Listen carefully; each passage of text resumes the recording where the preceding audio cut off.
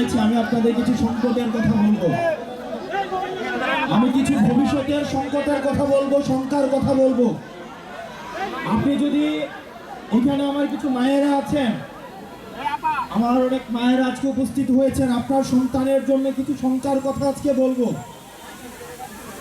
বিগত আওয়ামী লীগ সরকার আপনার সন্তানের জন্য কেমন ঝুঁকিপূর্ণ বাংলাদেশ রেখে গিয়েছে, আমি সেটার কথা আপনাকে বলতে এসেছি। আমি আপনাকে কোনো মিথ্যা আশ্বাস দিব না। আপনি এমন একটা বাংলাদেশে বাস করেন, যেই বাংলাদেশের প্রতিরক্ষা ব্যবস্থার দিকে যদি আপনি তাকান, আপনাকে আশাহত ছাড়া আর কোনো কারণ নাই।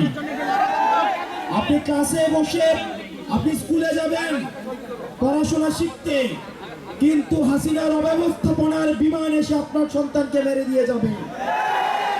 আপনি যদি বাংলাদেশের মানচিত্রের দিকে তাকান, বাংলাদেশের মানচিত্র 3 দিক থেকে ঘিরে রয়েছে ভারত। রক্তচক্ষু দিয়ে ভারত বাংলাদেশের দিকে তাকিয়ে রয়েছে। এক পাশে রয়েছে যুদ্ধাবস্থায় বিদ্যমান মায়ানমার, আরেক পাশে রয়েছে জলরাশি বঙ্গোপসাগর। দুর্ভাগ্যজনক বিষয়, বাংলাদেশের এখনো পর্যন্ত যথাযথ কোনো প্রতিরক্ষা ব্যবস্থা নাই। যেখানে ভারত S-400 আয়রন ডোম রয়েছে, আমাদের কোনো এয়ার ডোম নাই, আমাদের কোনো আয়রন ডোম নাই, আমাদের সাবমেরিন নাই, আমাদের I-to-I air two air missile নাই।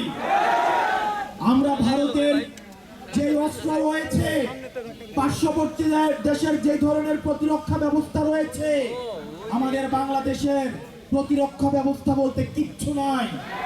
আমরা কথায় কথায় ভারতের সাথে আমরা যুদ্ধ ঘোষণা করি, মুখ দিয়ে যুদ্ধ হয় না।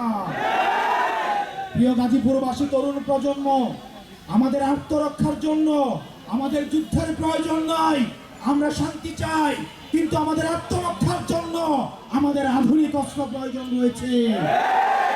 আমাদের জেট বিমানের প্রয়োজন রয়েছে, আমাদের আধুনিক সাবমেরিনের দরকার রয়েছে, আমাদের অতি দ্রুত আয়রন ডোমের দরকার রয়েছে। সেজন্য আমাদের আধুনিক এই প্রতিরক্ষা ব্যবস্থা ঢেলে সাজাতে হবে। আমরা এনসিপি যদি সুযোগ পাই, আমরা যদি ভবিষ্যতে এনসিপি যদি সুযোগ পাই, আমরা অবশ্যই বাংলাদেশে প্রতিরক্ষা ব্যবস্থায় আমরা অবশ্যই সমৃদ্ধ হব।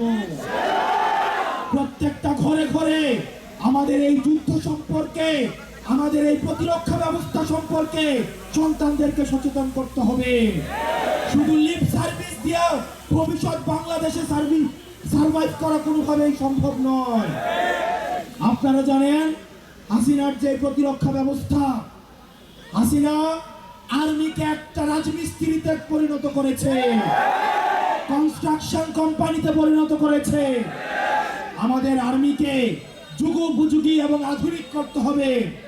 সেটির জন্য আমাদের সেনাবাহিনীর যথাযথ এবং বিশ্বমানের প্রশিক্ষণের মধ্য দিয়ে, বিশ্বমানের অস্ত্র দিয়ে, বিশ্বমানের প্রযুক্তি দিয়ে আমাকে এই সেনাবাহিনীকে ভবিষ্যতের বাংলাদেশের প্রতিরক্ষার জন্য প্রস্তুত করতে হবে।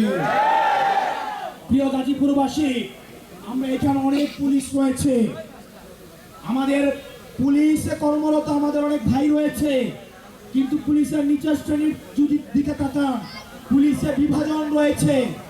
আজকে কোনো একটা সংকট তৈরি হোক, সব ড্রাইভার যায় একজন কনস্টেবল থেকে এসআই পর্যন্ত, ওসি পর্যন্ত, আর উপরে যারা রয়েছে তারা ক্ষমতার লোভে দেখা যায় তারা অন্ধ হয়ে যায়। সেজন্য আমাদের পুলিশ সংস্কার কমিশন আমাদের অতি দ্রুত বাস্তবায়ন করতে হবে। না হয় দেখা যাবে আমাদের পুলিশের যারা কনস্টেবল রয়েছে, এসআই রয়েছে, তাদেরকে আবার কোন না কোন সময় রাজনৈতিক লাঠিয়াল হিসেবে তাদেরকে ব্যবহার করা হবে। সেজন্য পুলিশ ভাইয়েরা, আমরা আপনাদেরকে বিনীতভাবে অনুরোধ করব, আপনারা আর কোন লাঠিয়াল বাহিনী হবেন না। আপনারা বাংলাদেশ পুলিশ হন।